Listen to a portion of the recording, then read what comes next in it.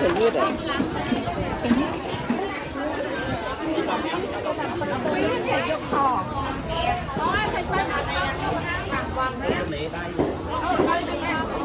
Má thầy nó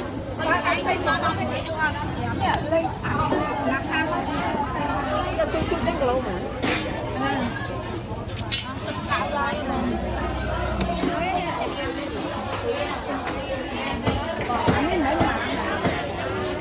Ông có làm không?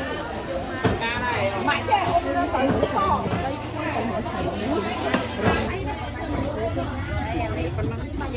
Đây thấy tình yêu mù.